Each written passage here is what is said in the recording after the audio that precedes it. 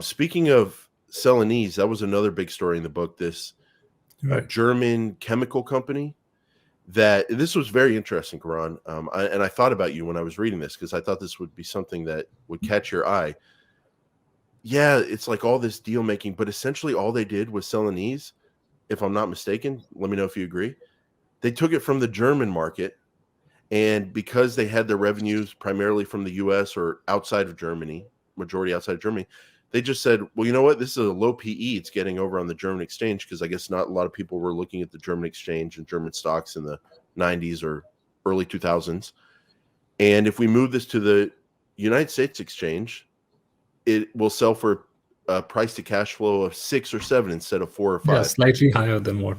And we'll make 20%, 25%, but 25% on $4 or $5 billion or whatever it is hundreds and hundreds of millions of dollars and billions of dollars.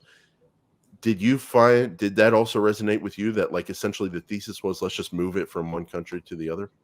Yeah, I mean, you still see that even today. Like so when I was in Porsche, something I heard quite often is that German companies are for, it's not for other investors, it's for German investors.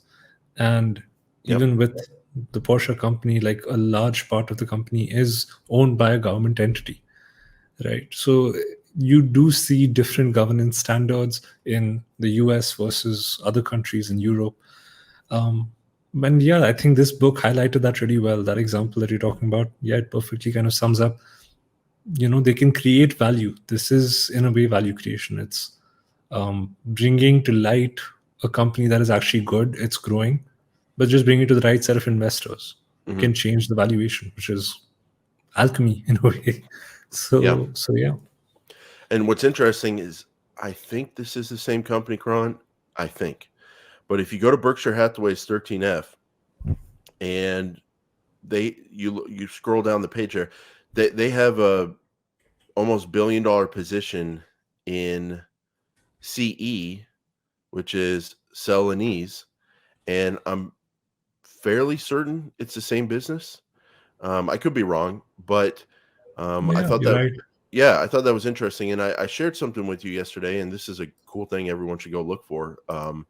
It's on my Twitter recently. I retweeted the guy, but Alice Schroeder, author of The Snowball, did a Reddit Q&A like many, many years ago, and one of the comments she had on there was that Buffett emphasized to her that it's very important to him business history, and reading and studying business history really influences him as an investor.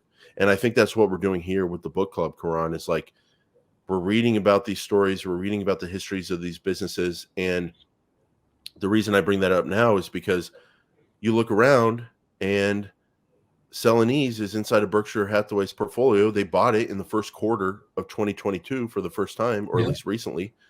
And just, I don't know, just having that background, it can help inform you as an investor, because a lot of these businesses are still around. A lot of these guys are still around. So I love studying this business history and then seeing how it affects me as an investor today. So Good catch there. I completely missed that. Yeah. Nice. Yeah. Isn't that cool? So